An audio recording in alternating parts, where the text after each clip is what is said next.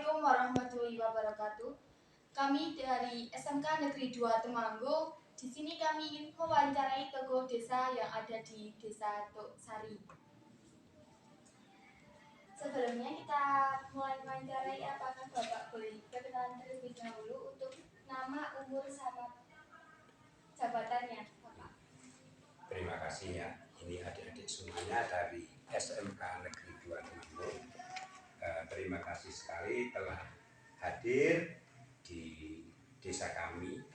Perkenalkan, nama saya Ngahadi, umur saya 50 tahun dan sementara saya di dusun sebagai ketua rukun warga. Untuk itu, apa yang menjadi pertanyaan adik, saya persilahkan. Untuk poin pertama, bagaimana pandangan Bapak tentang keragaman budaya yang ada di desa ini? Terkait dengan keragaman budaya, budaya merupakan suatu warisan atau tradisi. Itu merupakan peninggalan daripada nenek moyang kita, dan budaya itu merupakan suatu hal yang sangat berarti sekali, sehingga dari masyarakat di sini itu nguri-uri merupakan tinggal leluhur daripada nenek moyang tersebut.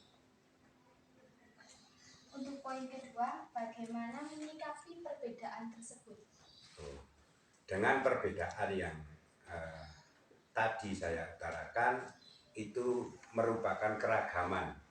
Dengan perbedaan itu menumbuhkan suatu keragaman di mana budaya-budaya yang ada itu justru lebih unik dengan perbedaan tersebut. Mencerminkan bahwasanya dengan keragaman itu bisa menjadikan suatu persatuan yang utuh, sehingga nanti ada keragaman daripada nilai-nilai leluhur itu sendiri. Untuk pertanyaan yang ketiga, bagaimana menumbuhkan rasa persatuan antar warga masyarakat? Gitu.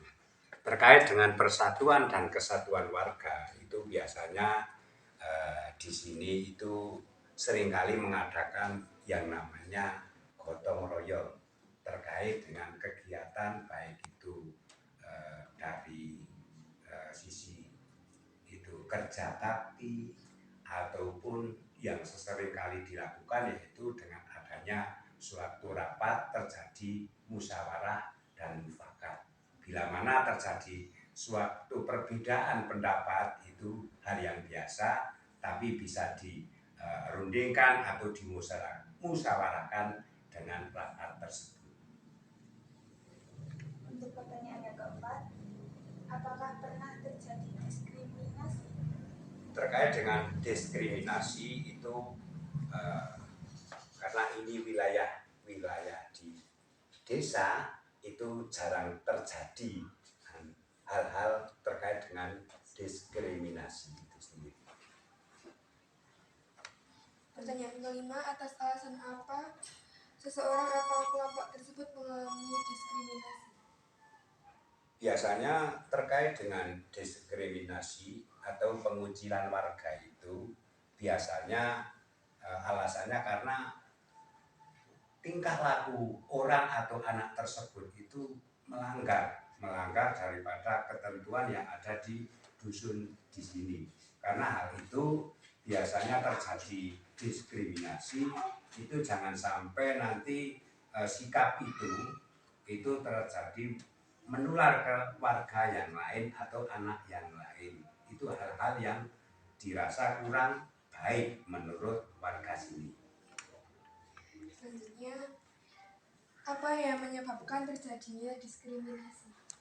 Diskriminasi itu biasanya itu karena tadi saya sudah katakan, yaitu adanya tingkah laku dari seseorang yang kurang sesuai dengan adat ataupun aturan di desa sini, sehingga biasanya itu anak tersebut biasanya berkelakuan kurang baik karena hal-hal terkait dengan pergaulan yang di situ bebas dengan orang lain sehingga nanti menimbulkan hal-hal yang kurang diinginkan oleh warga tersebut.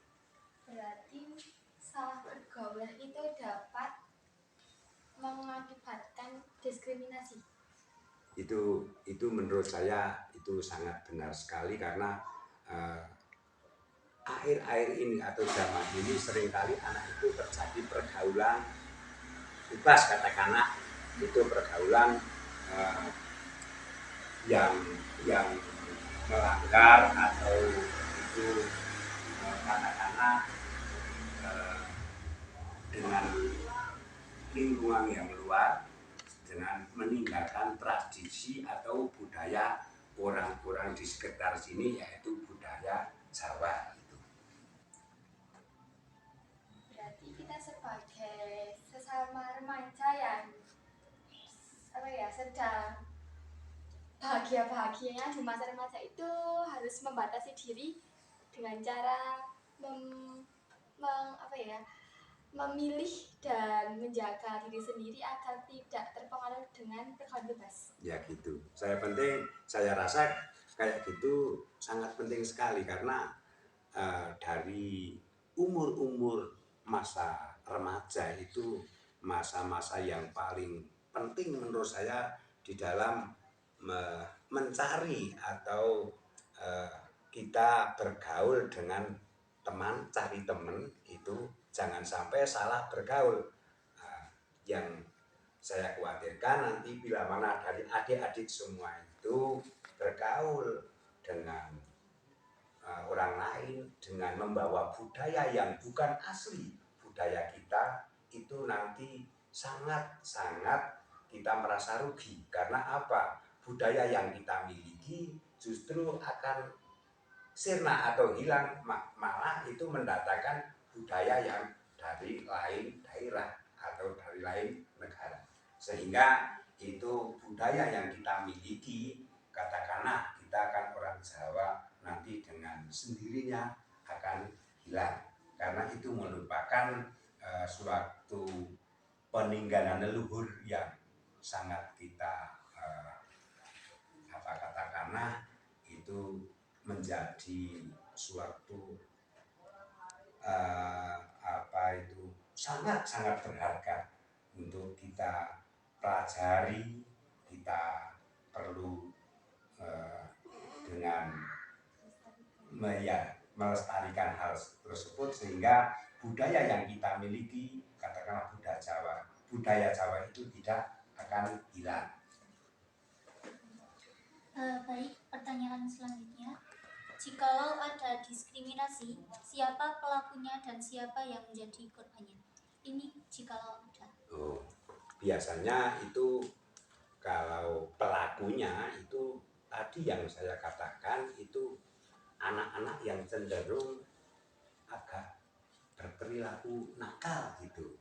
Nakal itu biasanya itu perilakunya dan korbannya yang jadi korban diskriminasi itu kayak anak yang dibully gitu, anak yang di situ katakanlah pergaulannya itu kurang, biasanya anak itu terlalu diam atau dia itu maaf ini misalnya itu masalah pemikiran atau hal-hal yang lain itu kurang dibandingkan dengan anak-anak yang lain. Biasanya itu yang jadi korban daripada diskriminasi itu sendiri. Untuk selanjutnya, apa yang menjadi motivasi seseorang atau kelompok tersebut melakukan diskriminasi? Biasanya itu seseorang atau kelompok melakukan diskriminasi itu karena ya katakanlah anak muda gitu, kadang ingin cari nama biar itu nanti anak tersebut coro bahasane Jawa itu kondang, keren, biasanya kayak gitu biasanya. Tapi yang selama ini tidak terkait dengan apa ya, biasanya kayak gitu, kepingin undang di mata yang temen yang lain, biasanya dia itu mencari nama gitu, biar nanti ketok itu dia itu paling gagah, paling oke, paling keren kayak gitu biasanya. Tapi di desa ini ada yang seperti itu?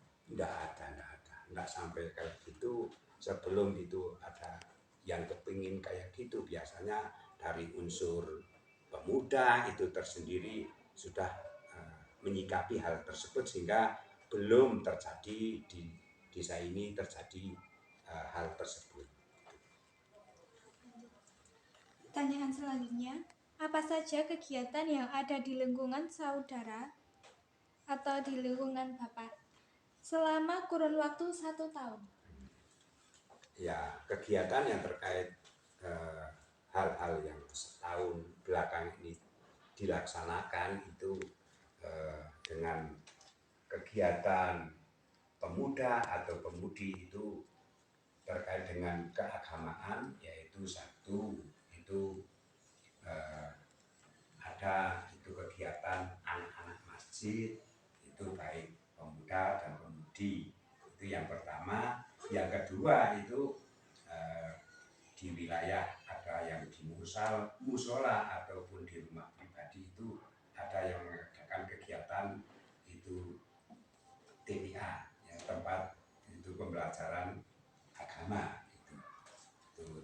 Terus ada yang mengadakan kegiatan terkait dengan hal-hal seni atau budaya, sehingga nantinya itu mengurangi dari kegiatan-kegiatan anak baik itu pemuda-pemudi di bidang mengurangi itu di segi yang negatif, sehingga nantinya dengan adanya kegiatan tersebut itu nanti anak-anak itu dapat bimbingan daripada guru-guru ngaji ataupun ketua kelompok seni, itu mengarah hal-hal yang positif. Untuk pertanyaan selanjutnya, apa ciri khas di dusun ini atau desa ini? Gitu.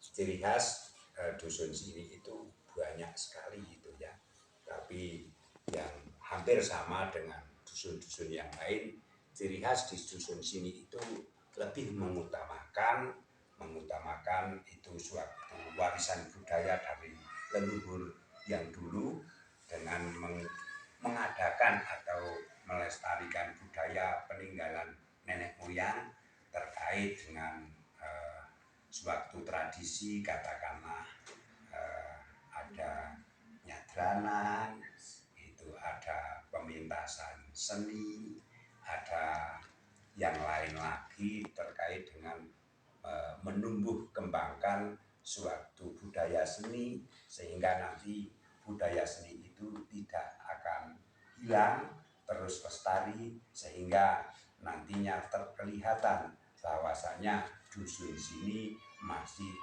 seperti dulu, tidak hilang unsur Jawanya.